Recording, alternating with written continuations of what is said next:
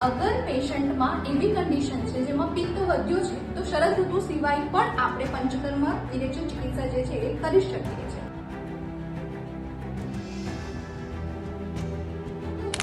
દોષહરણમ વિરેચન સંકટમ મતલબ કે અગર તમારા બોડીના નીચેના ભાગમાંથી અગર તમારે દોષ કાઢવાનો હોય તો એના માટે ઉત્તમ ચિકિત્સા એટલે કે વિરેચન ચિકિત્સા. વિરેચન ચિકિત્સા પિત્ત માટેના રોગ માટે બેસ્ટ ટ્રીટમેન્ટ છે અને યુઝ્યુઅલી શરદ ઋતુમાં કરવામાં આવે છે.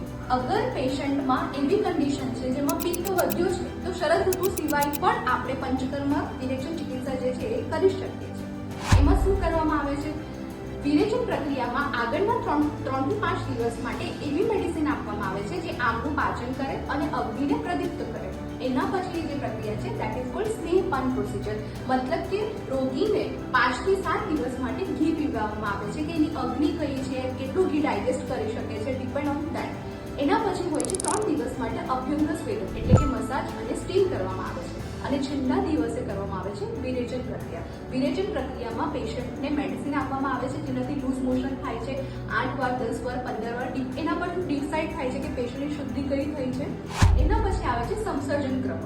પેશન્ટની કેવી શુદ્ધિ થઈ છે એના પ્રમાણે આપવામાં આવે છે સંસર્જન ક્રમ. સંસર્જન ક્રમ એટલે કે ડાયટ ચાર્ટ જે યુઝ્યુઅલી 3 દિવસથી 7 દિવસ સુધી પરફોર્મ કરવામાં આવે છે. હવે આવે છે કે વિરેચન પ્રક્રિયા કયા રોગોમાં કરી શકાય છે.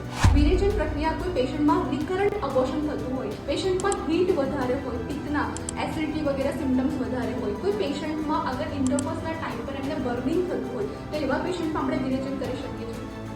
કોઈ પેશન્ટમાં પીસીટી પોસ્ટ પાર્ટલ ટેસ્ટ એટલે કે ઇન્ટરકોર્સ પછી એક ટેસ્ટ થાય છે જે ઇન્ડિકેટ કરે છે કે વજનલ પીએચ વધારે છે તો અગર એ પોઝિટિવ રિપોર્ટ આપતો હોય તો એમાં કરી શકીએ છીએ. ટોર્ચ રિપોર્ટ પોઝિટિવ હોય તો એમાં કરી શકીએ છીએ. એગની ક્વોલિટી ઇમ્પ્રૂવ કરવા માટે કરી શકીએ છીએ. એ સિવાય બાકીના જેમ કે અગર સ્કિન ડિસીઝ જે છે, પિત્તના પ્રોબ્લેમ છે, બ્લડ ઇમ્પ્યુરિટી છે તો એવી કન્ડિશનમાં પણ આપણે વિરેચન પ્રક્રિયા જે છે તે કરી શકીએ છીએ. અગર તમે વિરેચન કરાવવા ઈચ્છતા હો તો તમે કોઈ પણ નજદીકના ડોક્ટરના આયુર્વેદિક ડોક્ટરના સુપરવિઝનમાં કરાવી શકો છો. Thank you.